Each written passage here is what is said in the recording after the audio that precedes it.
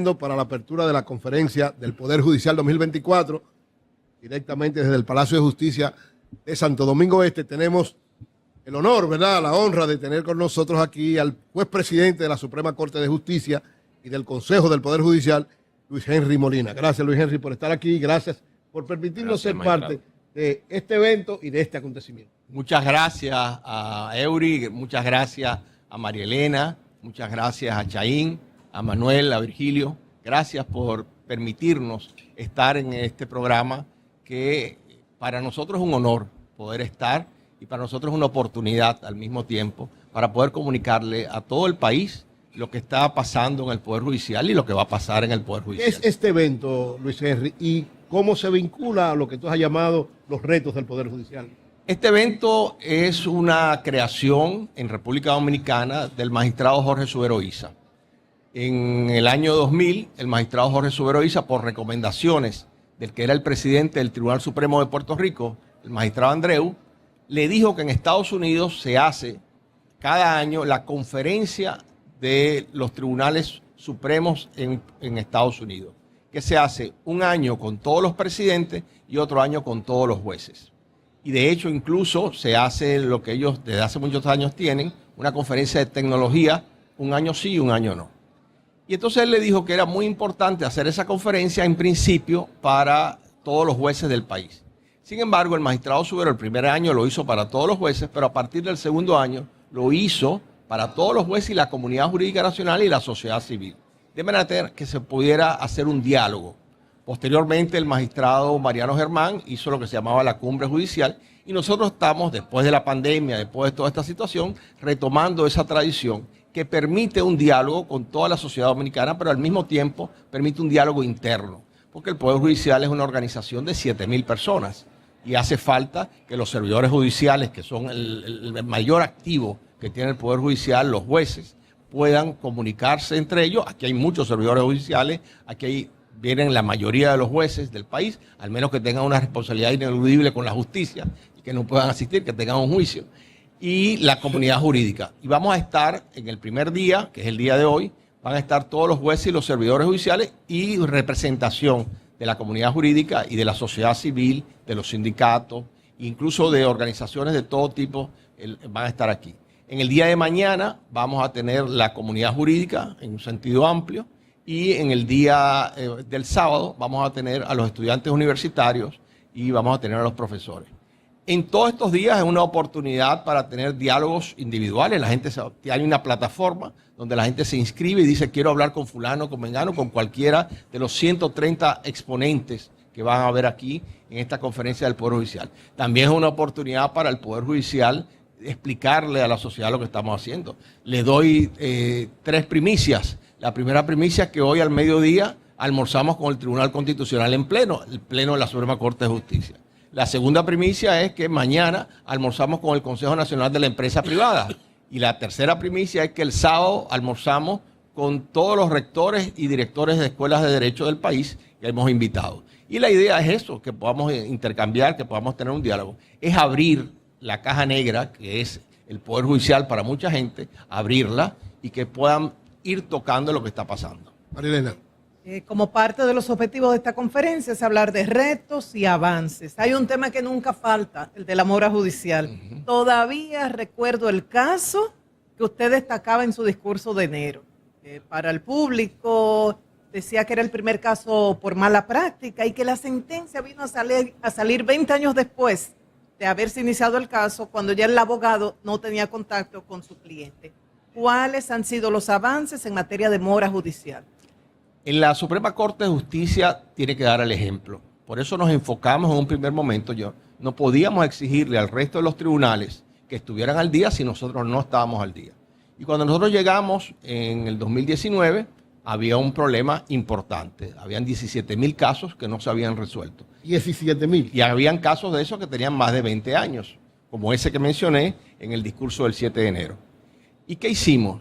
Establecimos un plan de eliminación de la mora, pero al mismo tiempo implementamos estrategias de trabajo interno y de uso intensivo de tecnologías de la información y la comunicación, de manera tal para poder reducir el tiempo. Cuando yo llegué a la Suprema Corte de Justicia, o todos los que estamos, los jueces de la Suprema llegamos, había un carrito donde se ponían los expedientes. Y para lograr que los 16 jueces firmaran, se tardaban entre 1, 2 o 3 meses para firmar y a veces más, porque cada uno tenía que leer el expediente físicamente. Entonces, el tiempo que tardaba cada uno no era solamente firmarlo. Hoy en día, en la Suprema Corte de Justicia, no hay papel. Usted va y Todo es digital. Todo es digital. Cada juez no toca papel. Y eso ha permitido además que todo el documento original, la sentencia original, es digital y firmada electrónicamente. Con lo cual, eso que se aplica en la Suprema ya se aplica en el resto del país. ¿Qué otra cosa ha pasado en la Suprema Corte de Justicia? No hay casos en la Suprema Corte de Justicia con más de un año.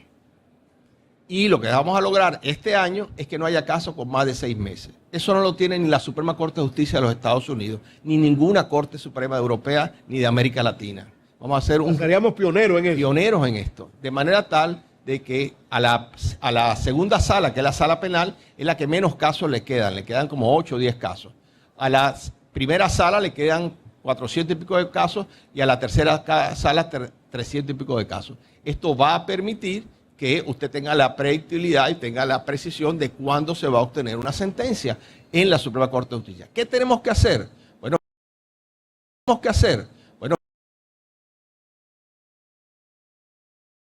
ya se ha venido haciendo, implementar este plan de mora en el resto del país. Hay 35% de los jueces dominicanos que están totalmente al día. Este año ya vamos a tener la segunda evaluación para lo que se denomina la compensación variable por desempeño, y esa compensación variable de desempeño probablemente pase ahora de un 35-40% a un 45-50%.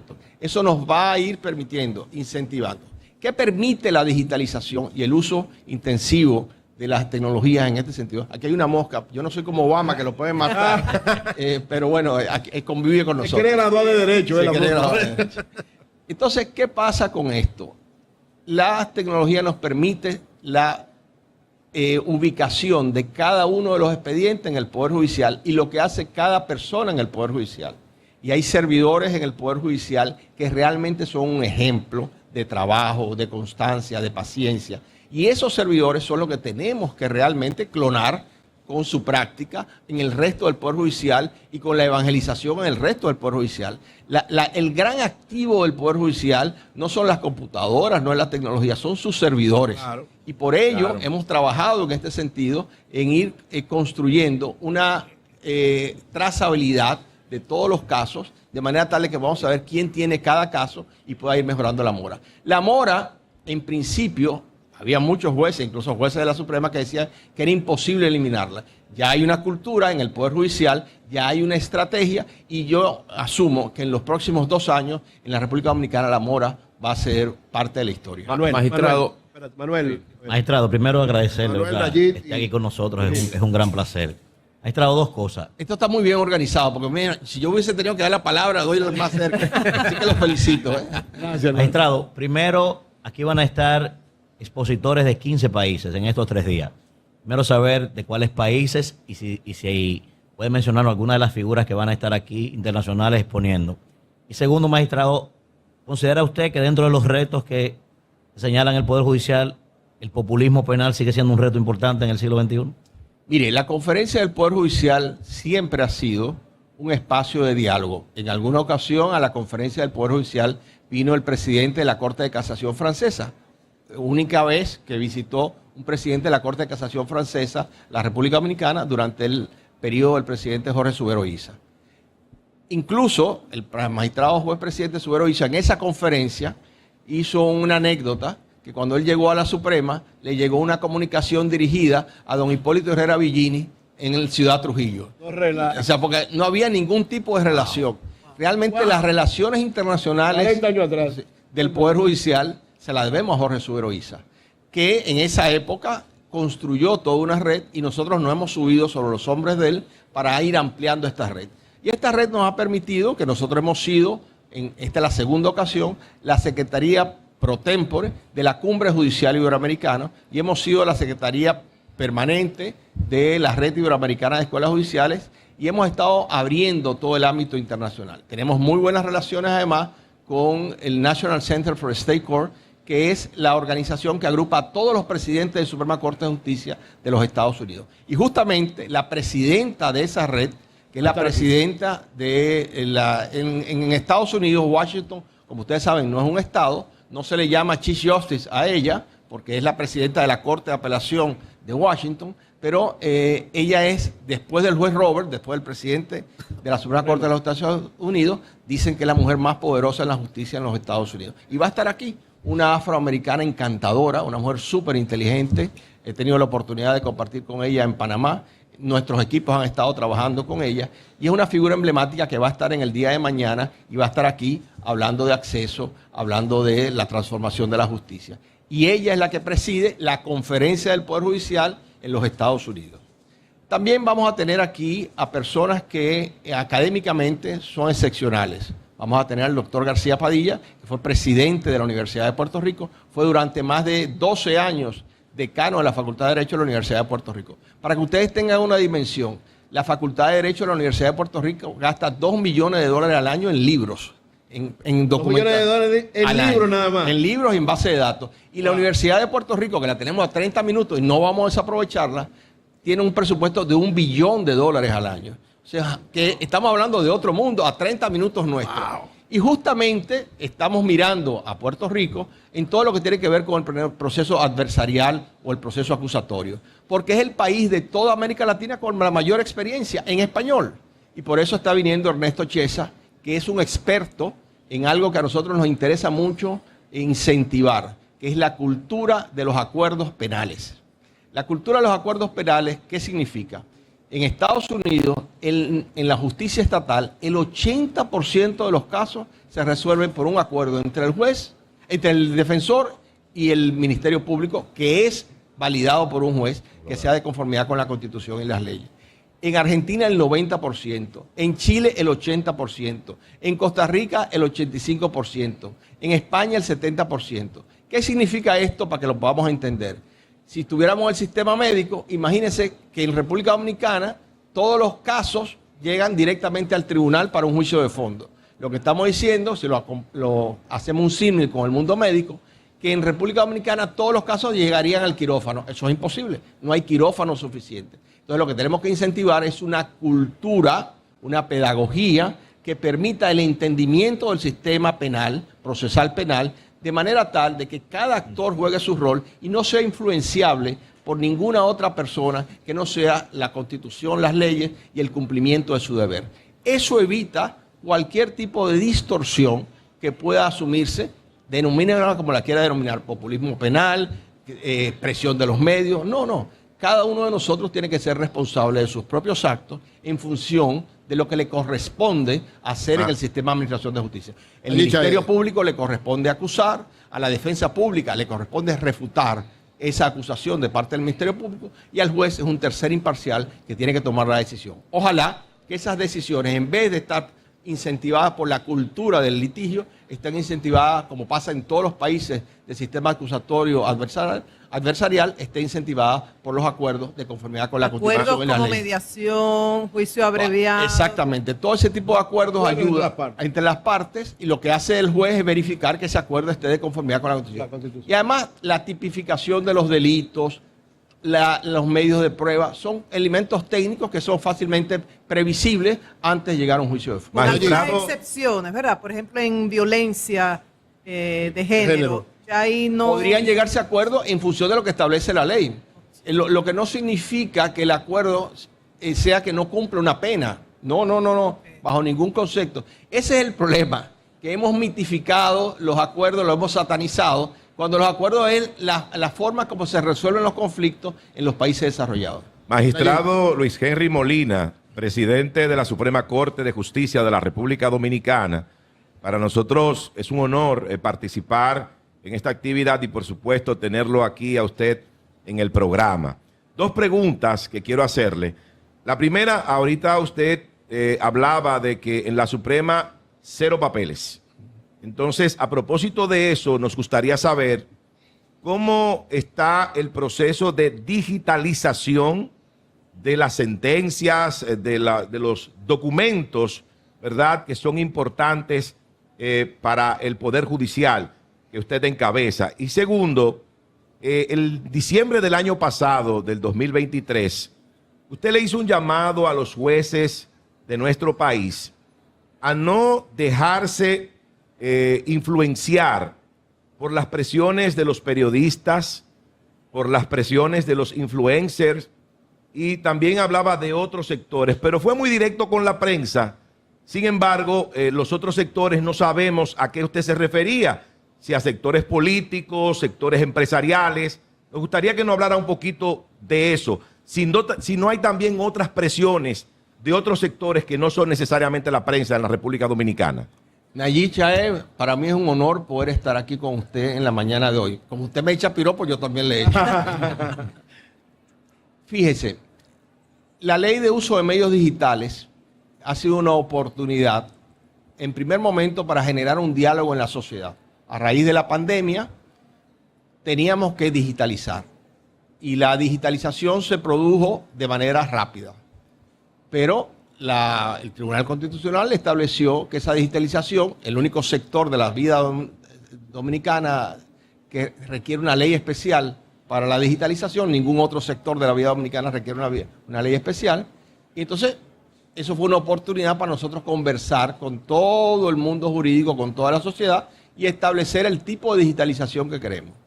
Y en el Congreso, que es el lugar donde se discuten las leyes y en el lugar donde están todas las fuerzas representadas, incluyendo este Sol de la Mañana, que quiere gente de su equipo en el Congreso para poder discutir las ideas. En ese sentido, nosotros tuvimos la oportunidad de discutir una ley que fue muy bien ponderada por el Congreso y fue apoyada tanto en el Senado como en la Cámara de Diputados casi de manera unánime. ¿Y qué establece esa ley? Lo primero que establece la ley es que autoriza la firma digital y electrónica en el Poder Judicial.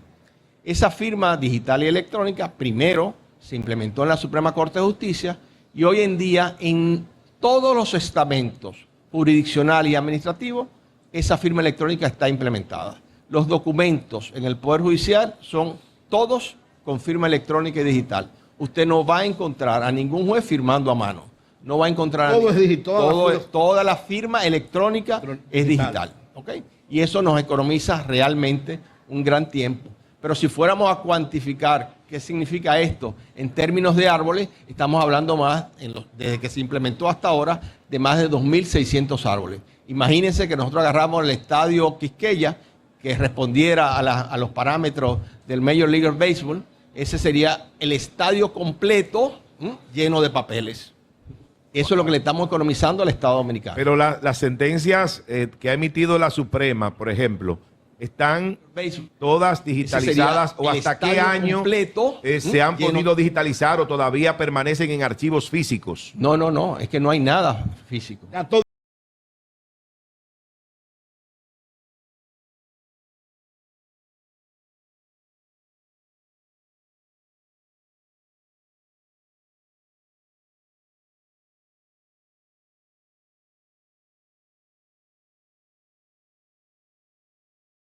Digital. Todo es digital. Ni lo anterior ni lo de ahora. No, todo físico lo que salió de firma electrónica. Lo anterior se han puesto en archivo y se han digitalizado. Pero las sentencias nacen digital y se registran digital. Sí. Me refiero a lo anterior, a lo que encontró. Esos archivos se han ido digitalizando. Totalmente. No hay nada en la Suprema Corte de Justicia, no en todo el resto del país, en la Suprema Corte de Justicia. Hemos ido centralizando en todo el resto del país los archivos. Y están en una nave con todas las condiciones para preservar esos documentos. Pero todo lo de la Suprema sí está digitalizado. Totalmente. Y en La Vega. En La Vega no hay nada, absolutamente nada que no esté digitalizado. Todo está digitalizado. Segundo elemento que contemplaba la ley de uso de medios digitales. El acceso digital a todos los trámites del Poder Judicial. ¿Qué significa eso? Yo quiero fijar una audiencia, lo voy a poder hacer de manera digital. Yo quiero ver el expediente, lo puedo hacer de manera digital. Yo quiero ver el estado del caso, lo puedo hacer de manera digital. ¿Y eso cuándo se va a implementar? En esta conferencia del Poder Judicial, en el día de mañana, va a haber el lanzamiento del acceso digital del Poder Judicial. Con lo cual, ¿dónde va a estar las nuevas oficinas del Poder Judicial? En cada oficina de abogado, porque cada abogado va a poder ver todo lo que tiene que ver, no va a tener que ir físicamente al tribunal. Pero además le vamos a quitar que un abogado que vive en Montecristi tenga que venir a la capital a Eso fijar es una audiencia. importante. Y Con esa era mi relación, pregunta. con relación a la otra pregunta, Sí. Pero espérense, hay un tercer elemento que es muy importante, que son los juicios virtuales. Entonces, ¿qué estamos haciendo con los juicios virtuales? Estamos capacitando, aprendiendo de la experiencia de la pandemia, ya tenemos la plataforma para hacer los juicios digitales, ya tenemos un rol único en el país completo, ya podemos tener todos los juicios en el país que se puedan ir filmando. En este Palacio de Justicia ustedes van a ver una sala modelo que todavía está en discusión, porque ustedes saben que los jueces y los abogados somos muy conservadores. Y hay gente que todavía quiere los bancos, a mí no me gustan los bancos, y que quieren los estrados grandes, a mí no me gustan los estrados grandes, pero hay que negociar en este tipo de cosas y ver. Entonces te van a ver una sala ahí arriba de audiencia que tiene los bancos, un estrado más ¿Cuál es la bajito. aspiración de juicio Ahorita, digital que pueda magi- alcanzarse en breve plazo? La aspiración de juicio digital. No, disculpe, no, Los juicios, ¿verdad?, que van a ser vía digital. todos los juicios pueden ser. Pero la aspiración que tiene... Ten cuidado que después van a querer algunos presos ser virtuales. No, por eso, los presos no, los presos son físicos. No, pero ¿cuál es la aspiración? La aspiración es que todos los juicios en República Dominicana, a excepción de los penales, que la ley no lo autoriza por ahora, sean virtuales. Oh. Todos. Y que si las partes quisieran en algún momento, por alguna razón que justifique, sean presenciales. Pero además la digitalidad va a llevar a cuestionarnos, que es parte de lo que vamos a discutir ahora en la conferencia, por qué materias como la materia civil requieren juicios, cuando todas las pruebas son escritas, como pasa en el Tribunal Superior Administrativo, no todos los casos requieren juicio. Fíjense, no es que va a llegar la digitalidad, no es que va a llegar el cambio, es que ya está aquí. Y ese cambio requiere, lo más importante no es la tecnología, lo más importante no es tal o cual software, lo más importante es la gestión del cambio, primero al interno del Poder Judicial, con todos los servidores, y segundo, con toda la comunidad jurídica. ¿Qué va a significar esto? Muy sencillo. En la conservaduría de hipoteca, cuando dictan una sentencia, hay que llevarla. Y entonces usted lleva la sentencia, a mi equipo no le gusta que yo haga esto, pero lo voy a hacer. Él lleva la sentencia, agarra un oficinista, coge un sello y le pasa la lengua. Y se lo pone. Ya eso no es necesario, pero hay que modificar la ley para eso. Y hay de manera tal, ¿por qué? Porque la sentencia original es digital y es mucho más seguro que el sello que se coge con la boca. Entonces, ese es el cambio que se está planteando. Entonces, la segunda cuando pregunta con relación La presión. a su llamado a los jueces de las presiones que le estarían haciendo periodistas y medios de comunicación. Mire, yo tengo algo muy claro en la vida. Al que no le guste quemarse, que no se meta a la cocina. Claro. Entonces, ser juez es una vocación, es un servicio, y usted no puede pretender ser popular. Y ser juez significa además que usted es un tercer imparcial que dirime conflictos. Y ese tercer imparcial que dirime conflictos, yo nunca he visto un ampaya bateando o corriendo de primera a segunda. Ahora, después la gente no le gustan las decisiones. Bueno, tiene los recursos para poder atacar esas decisiones. Muchas veces se quiere plantear que hay que ir con conflictos de discusión ante la sociedad del juez con las partes. No. Lo que el juez tiene que hacer es estar convencido que está aplicando la Constitución y las leyes. Y que cualquier tipo de influencia puede manejarse. Yo muchas veces me ha pasado que mis hijos en la mesa cuestionan acciones mías o sentencias de la Suprema Corte de Justicia. Entonces yo lo que le digo a ellos, mira, usted tiene todo el derecho, los trato de usted en ese momento, usted tiene todo el derecho como ciudadano de cuestionar, de plantearse esto. Usa las vías. Pero entienda que usted puede usar las vías correspondientes para esto. A mis hijos. Entonces hay decisiones que nos conllevan una responsabilidad que nos conlleva, no importa quién presione. Entonces, ¿quiénes presionan? Todo el mundo presiona. Mi papá, me acuerdo, cuando me planteó una vez un tema de discusión y me dijo, bueno, si tú sigues apoyando eso, aquí no me vuelvo a hablar más de ese tema. Políticos, empresarios, Ay, todos Todo el mundo todo el presiona. mundo presiona. Todo el mundo presiona. El que más presionaba para mí son mis hijos. O sea, constantemente me están cuestionando y a ustedes mismos también. Entonces, no es distinta la relación de ustedes con su entorno que la que puede tener un juez, que la que puede tener un En ministerio. la familia chiquita, los que están alrededor. Y en la grande, que es la sociedad, todo el que está alrededor. Virgilio. El Magistrado, tema es cómo nos comportamos ante esas presiones. magistrado, honrado de tenerle en este panel de Sol de la Mañana. Agradecidos por esta entrevista, agradecidos por este programa. Este tipo de ciudad, primero dos preguntas. Hay una que no sé si usted la pueda contestar, pues se la voy a hacer. La primera, Y el magistrado responde todo, ¿eh? Bueno, pero vamos a ver, pues el magistrado, el presidente Ahora de él la sabe Suprema. cómo responder. Bueno, este tipo de edificación interesantísimo, bonito, se ve la modernidad desde que uno entra por la puerta, eso se siente. Cuidado con meter política aquí. ¿eh? Pero este tipo de instalaciones, la magistrada explicaba, y usted explicaba lo que tiene que ver con las sentencias digitales y cómo esto acerca la justicia, quita la burocracia, el papeleo. Este tipo de edificaciones de ciudades judiciales, ¿en qué otros sitios se ha planteado en el país para acercar? Porque tenemos un modelo de país centralizado. El que esté en Montecristi tiene que venir a Santo Domingo a poder revisar casos que tenga pendientes porque la Suprema está aquí. Si tiene alguna situación y está en Barahona, pues tiene que venir a la capital. Este tipo de modelo de ciudades judiciales, ¿qué alcance va a tener luego de la inauguración de esto? Ahora, la segunda pregunta. El presidente Luis Abinader ha hecho planteamientos con respecto a modificaciones en el plano judicial. Ha hablado del Ministerio Público Independiente y así llevarlo a la Carta Magna, así como otros planteamientos que él entiende que serían una revolución en el tema jurídico y en el tema judicial de la República Dominicana. ¿Cuál es su opinión con respecto a esto? Yo voy a comenzar por la última, que es la que a usted más le preocupa. Sí. Mire, hay que saber cada uno cuál rol juega. Ante la discusión de quién debe depender del Ministerio Público, ante la discusión si debe existir un Ministerio de Justicia, yo le digo, la Constitución establece que quienes elaboran las leyes es el Congreso Nacional. Y el presidente tiene iniciativa legislativa, pero la discusión de una ley se da en el Congreso Nacional. La Suprema Corte de Justicia como colectivo tiene iniciativa legislativa para asuntos puramente judiciales. Por la última. Entonces, lo que decida el Congreso Nacional y promulgue el presidente de la República, nosotros lo vamos a cumplir.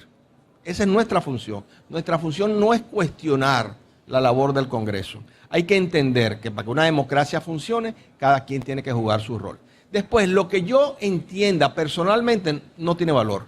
Yo lo hablaba al jurista, yo lo hablaba al hombre de leyes. ¿Te respondió? Lo que pasa es que... Desde la posición, ¿no? El jurista ahora es Lo el que pasa presidente, es que yo soy el presidente de la Suprema Corte Por de eso Justicia. preguntaba. Y entonces, ¿qué es lo que le quiero decir? Mi función es fortalecer la institucionalidad, fortalecer el Estado democrático y social de derecho. Esa es la función de un poder judicial. Y yo como parte de ese poder judicial, como servidor judicial, eso es lo que tengo que hacer. Y en ese sentido, la discusión política, porque al fin y al cabo una decisión política, Sí, una discusión, tenga que claro. tomarse, se toma. Y el poder judicial no tiene otro mandato que no sea cumplir con la Constitución y las leyes. La segunda, que Virgilio, primera vez que nos estamos conociendo, Así no nos es. habíamos visto. Tenemos amigos en común. Sí, pero no nos habíamos visto. Sí. A mí me han hablado muy bien de usted, porque hay que echar a Igual. a ti todo eso. Entonces, ¿qué pasa con esto? Que usted me le ha puesto una pregunta que yo deseaba y soñaba que me hiciera. Mire, esto no me lo inventé yo. En Estados Unidos, que fue el primer país que hizo esto, crearon los circuitos judiciales. El más famoso está en Washington y en Boston. El juez Bryan, en un área realmente deprimida en Boston, que estaba frente al mar, muy malolienta, construyó, cuando era presidente de la Corte de Apelación de Boston, contribuyó, y las relaciones que tenía, porque el juez Bryan era un juez muy cercano a los demócratas, y consiguió que le construyeran un circuito judicial en Boston, que es una belleza. Esa fue la primera vez que yo vi una ciudad judicial. Los españoles han construido, y de hecho aquí va a estar el administrador de la ciudad judicial de Murcia, que es una belleza y que funciona muy bien, donde están todos los servicios. En España también construyeron esto. Brasil es otra cosa. Brasil es lo más grande del mundo, pero el concepto no es de ciudad judicial, sino de palacios por separado. ¿Qué hemos dado cuenta? Que cuando usted puede agrupar los servicios manteniendo la funcionalidad de cada servicio, fíjense que el Ministerio Público tiene el edificio al frente, la Defensa Pública está en el edificio al frente y el Poder Judicial está de este lado. Entonces cada uno tiene su rol.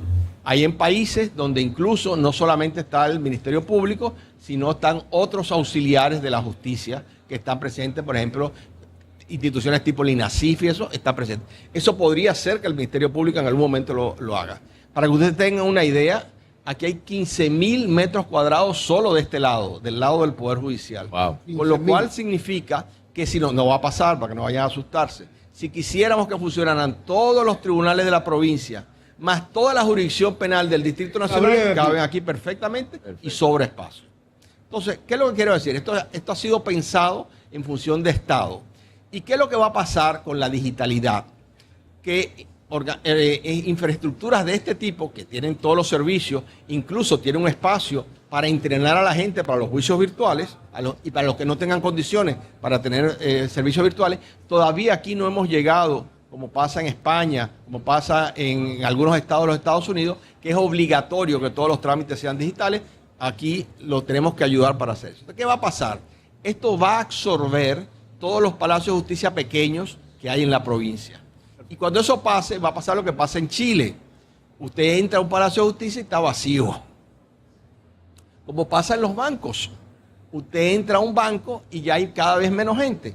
Entonces, este tipo de palacio va a ir absorbiendo distintos palacios de justicia y por eso estamos concentrando aquí. ¿Y eso qué permite? Una mejor calidad. Su pregunta, ¿dónde se requiere esto? Bueno, no es una locura pensar en 5 regiones judiciales. Eso es parte de lo que se va a discutir ahora en el marco de esta conferencia del Poder Judicial. Una para el este, todo el este junto tiene menos trámites que este Palacio de Justicia. Todo el sur junto tiene menos trámites que este Palacio de Justicia. Todo el Distrito Nacional es el que más trámites tiene en numérico, pero en términos penales es el que más tiene. Todo el Cibao, dividido en 2 zonas, tiene menos que este Palacio de Justicia. Entonces, este es un concepto que va a tener una onda expansiva. Ya se está construyendo el Palacio de Justicia de Santo Domingo Oeste, que conlleva los Alcarrizos. Ese Palacio de Justicia perfectamente podría, no estoy diciendo que se vaya a hacer, eso es parte de lo que hay que discutir, podría dar servicio a San Cristóbal completo. Entonces, hay que repensar que de las 220 sedes del Poder Judicial, en una primera etapa podríamos pasar a sedes provinciales y en una segunda etapa a sedes regionales. Perfecto. Y ese es el camino por la digitalidad. Para nosotros ahora nos complica la digitalidad, pero a mí no me canso de decirlo. Mi hijo de 10 años no me cree que la televisión se cambiaba. No me lo cree. O sea, claro. Yo tuve que llevarlo a casa de una amiga que tiene una televisión de ese tipo, la doctora Gervasia Valenzuela, que tiene una de cajón. Y funciona además. Y él no lo podía creer, o sea, él se tomó una foto, hizo su selfie y todo. Entonces, es otro mundo. O sea, mis hijos no ven nada. Yo uso mucho el símil de mis hijos porque estoy en el contacto con una siguiente generación. No ven nada con anuncios. Eso nos va a tener que repensar qué vamos a hacer con los anuncios. Yo fui presidente del Indotel. El uso de la televisión ha caído. Entonces, es otro mundo. No es que va a cambiar, es que ya cambió. Entonces, el Poder Judicial no se puede quedar atrás. Perfecto. Miren, el magistrado tiene un compromiso a las 9:30. No, un compromiso no. El presidente va a llegar. Exacto. Entonces, nos quedan 2 preguntas. Sí, a Manuel y a brevemente. Que le hagan precisa para que usted responda esas 2 preguntas. ¿Qué se puede hacer para que los presos preventivos no estén llenando nuestras cárceles? Eso en primer lugar. Y algo que le quiero decir a los médicos que decían en sus pancartas frente a la Suprema Corte de Justicia, no somos criminales, somos médicos. Algunos de mis compañeros han dicho que en esa sentencia no se pudo demostrar que la bacteria que contrajo ese paciente en el Ney Arias, habló de la última sentencia, fue en el Ney Arias. Sin embargo, un médico me dijo que la sentencia establece que el hospital no pudo demostrar que siguió el protocolo. O sea, con eso le quiero decir, yo no tengo una posición fija. Okay. Lo que le quiero decir, algún mensaje para el Colegio Médico Dominicano que ha protestado por esa sentencia. Manuel, tu pregunta precisa. Y lo de los presos preventivos. Pero, déjalo que responda. No, pero que tenga las 3 y las responda de una vez, Manuel. Magistrado, desde el principio de los 80 se viene discutiendo una posible reforma al Estatuto de Roma para incluir, ¿verdad?, lo que es como crimen imprescriptible el ecocidio. Hoy que el tema ambiental ha sido identificado como el principal problema del mundo, por ahí veo a Baltasar Garzón, al magistrado Zaffaroni, que son de los principales promotores de esto. ¿Usted es partidario de que el ecocidio pase a formar parte de los crímenes que prescribe el Estatuto de Roma? Adelante, magistrado. Mire, voy a comenzar de atrás para adelante Correcto. porque es más fácil. Nosotros somos una isla y tenemos que tener una responsabilidad de carácter medioambiental importante. Lo han establecido distintos informes que la República Dominicana en los próximos 20 años podría tener problemas de agua potable importantes. Y además la conservación del medio ambiente es fundamental para los que vivimos en una isla que además compartimos con dos naciones. En ese sentido, la República Dominicana tiene que darse una reflexión importante del tipo de país que debe ser. Y esa reflexión tiene que darse en toda la sociedad y tiene que darse en el Congreso Nacional. Y en la función de esa discusión van a establecerse políticas claras de defensa al medio ambiente, sin lugar a duda. Todos los sectores políticos están planteando esa necesidad y sobre todo por todo lo que tiene que ver con la huella de carbón, que es muy importante para preservar el medio ambiente. Entonces, en ese marco, en esa discusión, como ciudadano yo puedo tener múltiples posiciones. Y mi posición de principio es que quisiera que se conservara lo más posible los recursos naturales, usando todos los medios que sean factibles, y por supuesto esa discusión tendrá que ir al Congreso Nacional y por supuesto esa discusión va a generar algún tipo de normativa que el Poder Judicial, una vez esté establecida, va a cumplir y va a cumplir conforme a los principios de la Constitución de la República. La situación de los médicos y el hospital. Mire, todo el mundo tiene posiciones. Lo que yo no puedo, en ese caso, ni en ningún caso, es referirme a un caso individual. Es un tema que debe ser decidido en un tribunal. Esos casos se han conocido cada uno en un tribunal, tienen abierto todas las vías de recurso. Y yo haría mucho mal al sistema si me refiriera a un caso concreto. Entonces, todos los dominicanos, todas las personas que viven en esta isla, tienen acceso a una justicia que es un tercer imparcial que va a tomar una decisión de conformidad con la Constitución y las leyes. Y quien no esté de acuerdo con esa decisión puede recurrir. Lo que cada juez tiene la independencia, cada juez es imparcial para tomar la decisión que conforme a la Constitución y las leyes entienda que deba tomar. Lo de los presos preventivos. Mire, el tema es más complejo. No podemos solucionar viejos remedios con viejas medicinas. ¿Cuál es el problema del sistema de administración de justicia? ¿Las medidas de coerción o solucionar el caso? Es solucionar el caso. La medida de coerción simple y llanamente es un medio para garantizar la presentación y en casos extremos la preservación de la prueba. En ese sentido, lo que nosotros tenemos que acelerar es la resolución del caso. ¿Y cómo se acelera la resolución del caso? Con los acuerdos. Esa es usted no oye hablar en Estados Unidos de presos preventivos. ¿Por qué? Porque muy difícil un caso llegue a juicio. Solamente en Estados Unidos llega a juicio un 20% de los casos en la justicia estatal y un 10% de los casos en la justicia federal. Ustedes acaban de ver ahora en el periódico un caso muy famoso de un tema de espionaje de una persona que incluso estuvo relacionada en la República Dominicana. Y él llegó a un acuerdo. Entonces, en la medida que nosotros cambiemos esa cultura de enfocarnos en las medidas de coerción, asumiendo que las medidas de coerción son la solución. No, si el sistema es más rápido y soluciona los casos mediante acuerdo, y si esos casos se solucionan rápido, allá se acabó todo el tema del juicio. Pero para eso hay que optimizar el proceso penal. ¿Y cómo se optimiza el proceso penal? Cambiando la cultura. No hay que modificar las leyes. Es que con lo que tenemos cambiar la cultura del Ministerio Público, de la Defensa Pública y de los jueces en ese sentido. Porque un caso que tiene todas las pruebas y están ahí las pruebas, no se puede llegar a un acuerdo en la primera audiencia que se tenga de medida de coerción. Se puede. ¿Por qué no se puede hacer un juicio abreviado? Entonces, eso es la solución definitiva. ¿Cuál es el problema de esa solución?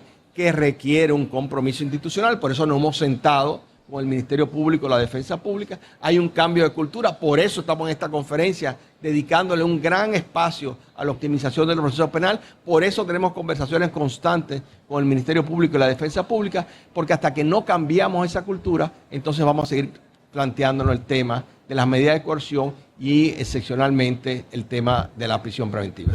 Muchas gracias al Gracias, juez magistrado. presidente de la Suprema Corte de Justicia, Luis Henry Molina, por esta entrevista tan interesante desde todo punto de vista. Y bueno, yo sé que usted tiene un compromiso ahora muy especial, porque de seguro que esta conferencia, con esa visión que usted estaba planteando, va a provocar, a seguir provocando, que la justicia se adecue a los nuevos tiempos y pueda funcionar eficazmente para el futuro. Gracias de verdad, magistrado. Le doy un aplauso al presidente de la Junta. Yo quiero, antes de irse a la pausa, antes de poder pedirle dos cosas. La primera. La primera, antes de un pedimento, es agradecerle Gracias a usted, magistrado. por esta Gracias a oportunidad. Para mí realmente no es fácil ir a un programa de radio para mí o de televisión, y ustedes me han creado las condiciones para que pueda hablar, porque ya a mí me gusta hablar, quiero hablar, pero Él habla muy bien. Gracias. La primera de las dos peticiones es la siguiente. Ojalá puedan tener tiempo de por lo menos recorrer los espacios de exposición y van a ver que es otro mundo. Pero este mundo requiere la gestión del cambio. Y ese es lo segundo que quiero pedirles. Ojalá puedan cada una de las exposiciones que están en algún momento generar espacios en el programa para poder explicar lo que está pasando. Porque es mucha información. Ustedes van a ver un observatorio judicial. Aquí va a estar la presidenta del Justice Project de Inglaterra, que va a estar aquí, que es la que hace el ranking mundial de la justicia. Y el único país de América Latina que no retrocedió y que aumentó fue la República Dominicana.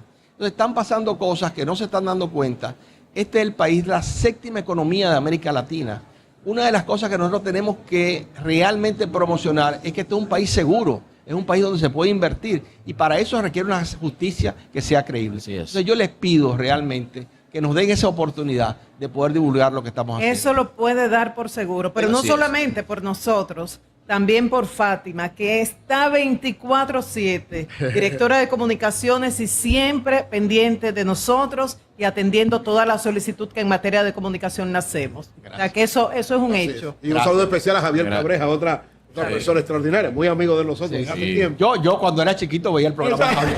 Sí, claro, claro. Gracias, buen presidente de la Suprema Corte de Justicia. Continuamos con este programa especial en la apertura de la conferencia del Poder Judicial 2024. ¡Cambio fuera!